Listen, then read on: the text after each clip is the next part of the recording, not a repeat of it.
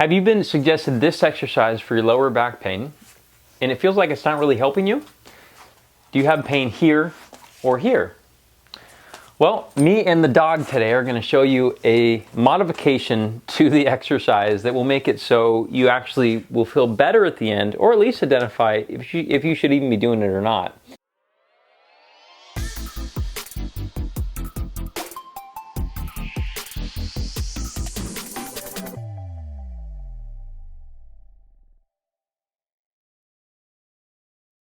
I'm Sebastian at Performance Play Sports Care. This is July, and she'd love to probably just attack me while we're doing this today. So the first thing we're going to do as we get into it, we're going to first figure out if the spinal twist exercise is even the right one for us. I had to get rid of her, it was too distracting. So now we're going to see if the spinal twist exercise is actually going to be right for you first.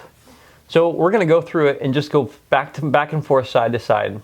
Number one, just note, does it feel good when you do it or not? If it feels good when you do it, and it feels like the longer you do it, the better it is, great. This is probably the right exercise for you. In that case, we're just going to add something like tension to make it so it's actually more fruitful than it actually is now. But if you go side to side and you notice that it's actually making you feel worse, you may modify slightly where your foot position is. Go out a little bit and go side to side, see if it changes it. If that does not make it feel any better and actually makes it feel worse, you may go a little bit closer to you and go side to side. And if that doesn't work at all, this exercise is not right for you. This is not the right exercise for everybody, all right? In some scenarios, people's backs does not like twisting. In that case, don't subject it to it just yet. You got to wait a couple weeks before you get to that point. Now, if this one is working for you and we're going to do a little bit of a modification to it, we're going to supply some tension. We're going to do that with our fingertips right here, like you have little alligators on the sides of your body. Notice how if you look at me in a profile right here, you can see that I'm kind of sucked in and hollowed right here, like you can see my rib cage.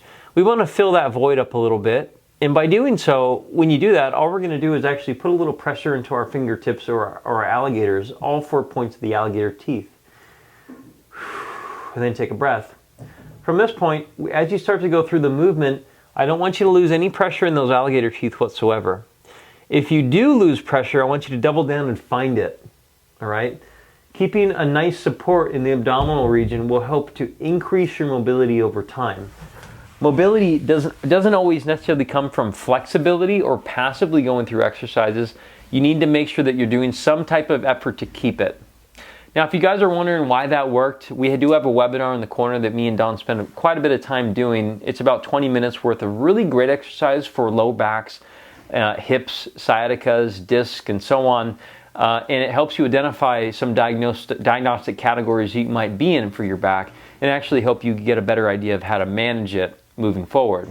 If you want to work with us for it, you actually can as well. We see people virtually and in person. Virtual works out fantastic, but in person is always best. We also have about 500, maybe more now, videos on YouTube about things like low backs, disc, feet, ankles, calves, shoulders. I mean, you name it. Just go onto our channel and use the search bar and you'll find what you're looking for in there. Subscribe to the channel. We'll see you guys next time.